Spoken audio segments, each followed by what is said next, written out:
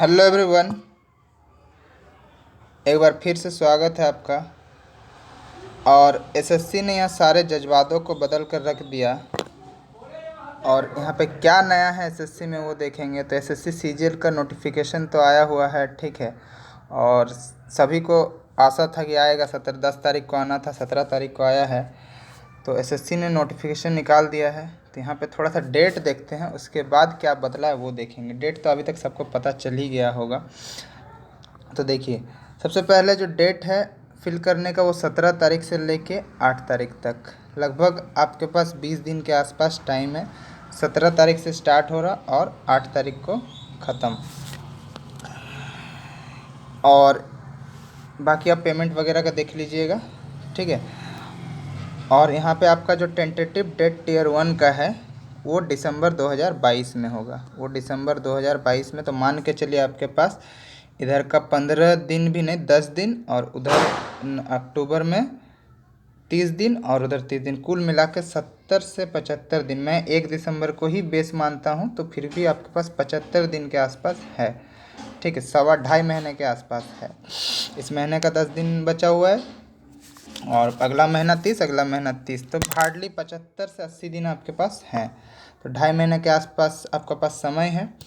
तो आप अच्छे से प्रिपेयर तो कर सकते हैं। और जो टियर 2 का कंप्यूटर बेस्ड होगा वो आपको नोटिफाई कर दिया जाएगा कब होगा, ठीक है। और दिसंबर में इसका आपका एग्ज़ाम होगा। और आपका पास हार्डली कितना, लगभग 70 से 75 दिन है। 70 से 75 दिन, 80 दिन ही मान लीजिए आपके पास है। और लास्ट डेट देख लीजिएगा, 8 तारीख है। इसको याद, लास्ट डेट से पहले ही फॉर्म फिल करना है। ये तो रहा आपका ये। अब आप कुछ डिटेल पोस्ट देख लीजिए। तो यहाँ पे असिस्टेंट ऑडिट ऑफिसर है, असिस्टेंट अकाउंट ऑफिसर है। और फिर यहाँ पे जो नॉर्मल ग्रेजुएट्स भर सकते हैं उसके लिए assistant section officer in central secretariat, assistant section officer intelligence bureau, assistant section officer ministry of railway, assistant section officer ministry of external affairs, assistant section officer arm force headquarter, assistant section officer ministry of electronic and information technology. तो यहाँ पे बहुत सारे post हैं। Inspector, income tax inspector जिनको बनना है, एक sub inspector in central bureau investigation. तो ये भी बहुत रौबदार पोस्ट है, बहुत पावरफुल पोस्ट है। तो यहाँ पे पोस्ट पे हम बात नहीं करते। यहाँ तो फिर आपको पहले एग्ज़ाम क्रैक करना होगा। अब जो चेंज किया है वो सबसे बड़ा चेंजेस यहाँ पे है कि एसएससी ने एग्ज़ाम का पैटर्न ही बदल दिया। जो मैथ और इंग्लिश में जो मोनोपोली थी वो पूरी तरह से एक ही बार में उन्होंने ख़त्म कर दिया। और पहले इसका किसी को बताया भी नहीं। तो देखिए यहाँ पे क्या किया है। अच्छा, आप एक बार सेंटर देख लीजिए, ठीक है। जैसे कि ये आप देख सकते हैं सेंट्रल रीजन में सेंटर्स है, ठीक है। सेंट्रल रीजन का सेंटर देख सकते हैं। उसके बाद आप ईस्टर्न रीजन का देख लीजिए। ये ईस्टर्न रीजन में इतने सेंटर है: धनबाद, हजारीबाग, रांची, बालसोर, बहरमपुर, भुवनेश्वर, कटक। ये सारे ईस्टर्न रीजन का। कर्नाटक रीजन, केरला रीजन का देख लीजिए। उसके बाद आपका मध्य प्रदेश रीजन, सब रीजन दोनों देख लीजिए, ठीक है। मध्य प्रदेश सब रीजन का देख लीजिए। उसके बाद नॉर्थ ईस्टर्न रीजन, उसके बाद आपका नॉर्थर्न रीजन। ये पूरा आप सेंटर यहाँ पे देख सकते हैं। और नॉर्थ वेस्टर्न रीजन ये वाला, और ये सर्दर्न रीजन, ठीक है। और वेस्टर्न रीजन का देख सकते हैं आप, पंजाब, अहमदाबाद, वडोदरा, सूरत, राजकोट, गांधीनगर। ये सारे हेल्थ सेंटर्स, तो सेंटर्स वहाँ पे आपको यह हो जाएगा। खैर, अब देखिए जो एग्जामिनेशन होगा इस बार, पहले क्या होता था कि टियर 1 होता था, टियर 2 होता था, टियर 3 होता था, और टियर 4 मतलब कि उसमें आपका टाइपिंग टेस्ट होता था। तो टियर 3 और टियर 4 को पूरी तरह से एबॉलिश कर दिया गया है। देयर मीन्स रिवोक कर दिया, हटा दिया गया है। आपका दो ही बेस फेज पे एग्ज़ाम होगा, टियर 1 और tier 2 computer based test, CBT exam होगा, ठीक है। तो टियर 1 में क्या किया है, देखिए टियर 1 में कोई चेंजेस नहीं है। आपका रीजनिंग जो जनरल इंटेलिजेंस है वो 25 question 50 marks, general awareness 25 question 50 marks, quantitative aptitude 25 question 50 marks, English comprehension 25 question 50 marks, ठीक है। इसमें कोई चेंजेस नहीं है। 200 मार्क्स का है, 100 क्वेश्चन है। बट इसमें चेंज क्या किया है एसएससी ने, this is only qualifying in nature, ठीक है। सिर्फ आपको इसका क्वालिफाई करना होगा। इस पर मेरिट पे मार्क्स नहीं जुड़ेगा। जो मेरिट बनेगा ना, वो मेरिट पे आपका मार्क्स नहीं जुड़ेगा टियर 1 का। ये एसएससी ने बहुत बड़ा गेम चेंज किया है। इससे पहले क्या होता था कि टीयर 1 का मार्क्स भी आपका मेरिट में जुड़ता था, but this is only qualifying in nature, ठीक है। ये सिर्फ और सिर्फ क्या होगा, क्वालिफाइंग नेचर का होगा टीयर 1, ठीक है। तो अब बच्चों को क्या है कि बहुत ज़्यादा 180 स्कोर लाना है, 200 में 200 लाना है, ये चीज़ पे फोकस नहीं करना होगा, ठीक है। तो ये ओनली क्या कर दिया, क्वालिफाइंग इन नेचर कर दिया गया है, ठीक है। और एक चीज़ और देखना है यहाँ पे, तो ये मल्टीपल एमसीक्यू जैसे पहले होता तो वैसे ही होगा, और यहाँ पे नेगेटिव मार्किंग कितना होगा, तो 0.50 का नेगेटिव मार्किंग होगा, ठीक है। तो ये पहले जैसा है, बट टीयर 1 ओनली क्वालिफाइंग, ये आपका मेरिट में नहीं जुड़ेगा। अब हम आते हैं टीयर 2, जो सबसे बड़ा गेम चेंजिंग यहाँ पे किया हुआ है एसएससी ने। तो आप देख सकते हैं, एक है सेक्शन 1, फिर आपका है सेक्शन 2, फिर आपका है सेक्शन 3। तो यहाँ पे सेक्शन 1 में क्या किया है, सेक्शन 1 में मैथ और रीजनिंग, पहले क्या होता था 100 क्वेश्चन मैथ के रहते थे, 100 क्वेश्चन रीजनिंग के रहते थे, 100 क्वेश्चन मैथ के रहते थे और 100 क्वेश्चन रीजनिंग के रहते थे। बट अब सॉरी, रीजनिंग नहीं, 100 क्वेश्चन इंग्लिश के रहते थे, सॉरी, हाँ, 100 क्वेश्चन मैथ के और 100 क्वेश्चन इंग्लिश के। तो एक तरह से कहीं ना कहीं जो आईआईटी से पढ़ के आते थे, अच्छे इंजीनियरिंग कॉलेज से पढ़ के आते थे, उसका उनका मैथमेटिक्स और जो आर्ट्स वाले लड़के हैं उनके लिए ये एग्ज़ाम था ही नहीं जी, पूरी तरह से ये मोनोपोली बना हुआ था मैथ और इंग्लिश का। अब उसको पूरी तरह से एसएससी ने ख़त्म कर दिया। ये एक बहुत अच्छा डिसीजन लिया गया है मेरे तरफ से। अब जो आर्ट्स वाले बच्चे हैं, जो दूसरे बैकग्राउंड से आते हैं, कॉमर्स वाले बच्चे हैं, वो भी इस पर फाइट करेंगे, तो उनको भी नौकरी मिलेगा सेंट्रल गवर्नमेंट और एसएससी के द्वारा। ये बहुत ही अच्छा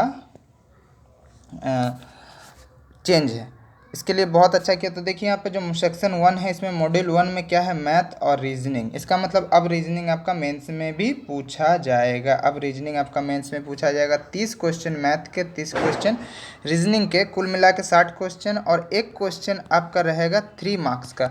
तो कुल मिला के 60 × 3 मतलब 180 आपका सेक्शन 1 से, 180 आपका क्या रहेगा, सेक्शन 1 से रहेगा, 180 आपका सेक्शन 1 से रहेगा। उसके बाद हम आते हैं सेक्शन 2 में। सेक्शन 2 में क्या है आपका, इंग्लिश लैंग्वेज, जनरल अवेयरनेस, ठीक है। इसमें दो, इंग्लिश लैंग्वेज और जनरल अवेयरनेस। तो 45 रहेगा आपका इंग्लिश से, और जनरल अवेयरनेस रहेगा आपका 25, ठीक है। तो मेरे हिसाब से यहाँ पे क्या कर दिया, तो 35-35 कर देना चाहिए था, 35 इंग्लिश और 35 जनरल अवेयरनेस, ठीक है। दोनों का वेटेज को इक्वल कर देना चाहिए था। कुल मिलाकर 70 क्वेश्चन और 210 नंबर, 210 नंबर। तो ये, और उसके बाद आपका सेक्शन 3 में देखिए, सेक्शन 3 में, तो सेक्शन 3 में आपका हो गया कंप्यूटर नॉलेज, और उसके बाद जब वो हो जाएगा तो आपका डाटा एंट्री स्पीड टेस्ट होगा। तो ये 20 मार्क्स का 60 नंबर। तो ये जो कंप्यूटर नॉलेज है, this is only qualifying in nature, ठीक है। तो आपका मेरिट जो बनेगा, ये खाली क्वालिफाइंग है। आपका जो मेरिट बनेगा वो किससे बनेगा, इधर का 180 और उधर का 200, इधर कितने क्वेश्चन थे कुल मिला के, 210 नंबर। तो आपके बनेंगे 390 नंबर में से मेरिट बनेगा। और जो इस बार 390 में से मेरिट बनेगा, और जो आपका पेनल्टी है वो हैवी पेनल्टी है, ठीक है। पहले क्या था, 1/4 था, अब 1/3 नेगेटिव मार्किंग है, ठीक है, 1/3 नेगेटिव मार्किंग है, ठीक है। जो नेगेटिव मार्किंग होगा इसमें टीयर 2 में वो 1/3 होगा, याद रखिएगा, ठीक है। हैवी पेनल्टी है इस बार। तो ये बात कर दिए यहाँ पे, ये यहाँ तक। और यहाँ पे आप देख सकते हैं ये स्टैटिक्स, और ये किसके लिए है, ये आप देख लीजिएगा, नोटिफिकेशन पढ़ लीजिएगा। बट वो जो ऊपर वाला था वो जनरल वाला लोगों के लिए, असिस्टेंट ऑडिट ऑफिसर और जूनियर स्टैटिकल ऑफिसर जो है उनके लिए है, ठीक है। तो ये रहा आपका यहाँ पे सिलेबस देख सकते हैं, आप पूरा डाउनलोड कर लीजिए नोटिफिकेशन को, और आप पूरा सिलेबस को देख सकते हैं, ठीक है।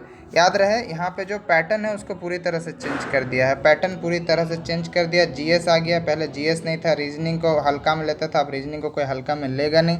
यहाँ पे आपका याद रहे कि ये जो है, कहाँ गया, ये कंप्यूटर नॉलेज है, ये ओनली क्वालिफाइंग है। आपका जो ये बनेगा वो 390 नंबर में से बनेगा, ठीक है। और आपको डाटा एंट्री टास्क भी क्वालिफाई करना होगा। अब एक चीज़ और देख लेते हैं, यहाँ पे आपको मिनिमम मार्क्स जो है वो आपको लाने होंगे, मतलब सेक्शन वाइज।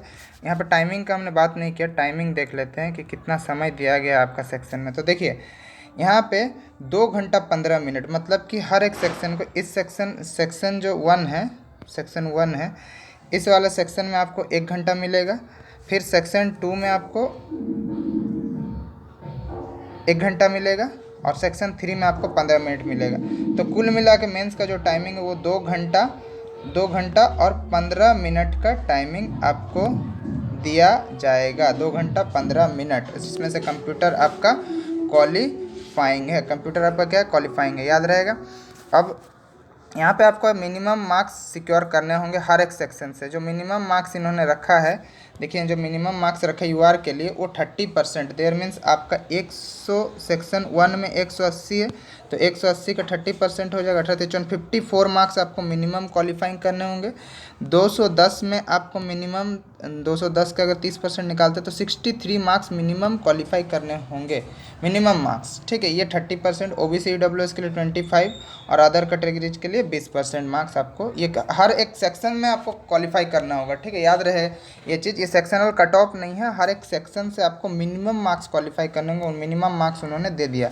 और जो डाटा एंट्री में है उसमें आप मिनिमम कितना एरर कर सकते हैं, तो 20% यूआर के लिए, और जो डाटा एंट्री स्किल टेस्ट होगा और ओबीसी के लिए 25% और अदर कैटेगरीज के लिए 30%। तो ये हो गया पूरी तरह से पैटर्न हमने देख लिया। सिलेबस अब खुद से डाउनलोड करके एक बार देख लीजिए कैसे इसका तैयारी करना है, इसके पर हम स्ट्रैटेजी वीडियो ज़रूर लेके आएंगे। अब हम एक और इसमें चेंजेस किया गया है। पहले आपका डॉक्यूमेंट वेरिफिकेशन जो डीवी होता था वो डीवी एसएससी के किसी रीजनल ऑफिस में होता था। डीवी जो होता था वो किसी रीजनल ऑफिस में होता था, बट अब ये डीवी रीजनल ऑफिस में नहीं होगा। एसएससी क्या करेगी, आपको सिलेक्शन करके कोई एक पोस्ट में अलॉट कर देगा, ठीक है। अब कोई एक डिपार्टमेंट अलॉट कर देगा जिसमें डिपार्टमेंट आपका सिलेक्शन हुआ होगा, और अलॉट करने के बाद आपको अब जो डीवी करेगा वो कौन करेगा, अब डीवी डिपार्टमेंट करेगा। अब डीवी कौन करेगा, डिपार्टमेंट। एसएससी का काम सिर्फ एग्ज़ाम लेना है CBT 2 तक। अब एसएससी सिर्फ क्या कंडक्ट कराएगी, एग्ज़ाम। इससे प्रोसेस बहुत जल्दी हो जाएगा। जैसे बैंक कराती है, वो बैंक को भेज देती है, बैंक डीवी करती है। IBPS डीवी नहीं करता है, डीवी कौन करता है, तो डीवी बैंक खुद करता है, ठीक है।